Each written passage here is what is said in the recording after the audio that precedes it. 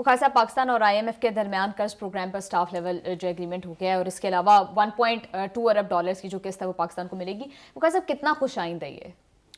میرے خیال سے ہم بہت زیادہ تفصیل میں نہ بھی جائیں اگر تو یہ پہلی 6 لائنیں میں پڑھ دیتا ہوں اگر آپ کہیں تو پوری اکانومی کی صورتحال جو ہے وہ آپ اس مطلب اس کا احاطہ کر پائیں گے.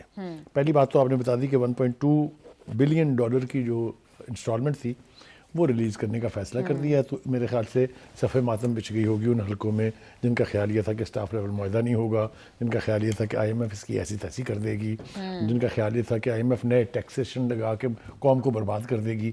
وہ سب بیٹھ کے میرے خیال سے ماتم کر رہے ہوں گے.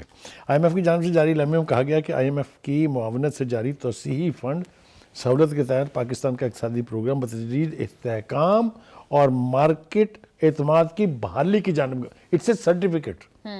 یہ ایک بہت بڑا ایوارڈ ہے IMF کی طرف سے یہ کہا جانا جو ہمیں یہ دھمکیاں دے رہی تھی کہ آپ کی معیشت جو ہے وہ تباہ ہونے والی ہے. آگے چلتے ہیں. مالی سال 2025 میں پاکستان کا کرنٹ اکاؤنٹ 14 سال بعد پہلی بار سرپلس میں رہا. سنتے جائیے آپ کیا کہہ رہے ہیں. وہ پاکستان کی معاشی نمو 3.25 سے 3.5% رہنے کا امکان ہے، جس کے بارے میں یہ پیشین گوئیاں کی جا رہی تھی کہ یہ 0% یا میکسیمم 1% ہو.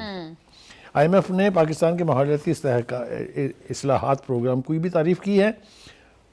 اوور آل اگر میں اس پوری ڈیٹیل کو پڑھوں تو ہمیں لائسنس مل گیا ہے IMF کی طرف سے کہ ہم نہ صرف یہ کہ اس کی تمام توقعات پر پورا اترے ہیں بلکہ ہماری اکنامک پالیسی اور اصلاحات کا جو ایجنڈا ہے اس کی وجہ سے ہماری نیک نامی میں اضافہ ہو رہا ہے. بخار صاحب، آپ کو نہیں لگتا کہ یہ جو قرض پروگرامز ہیں، جو فارن ایڈ پروگرامز ہیں، پاکستان کو مزید مفلوج اور ڈیپینڈنٹ بنا رہے ہیں؟ دیکھیے، پہلی بات تو یہ ہے کہ کبھی بھی قرضے جو ہیں کسی بھی قوم کے لیے کوئی بہت بڑا اعزاز کی بات نہیں ہوتی.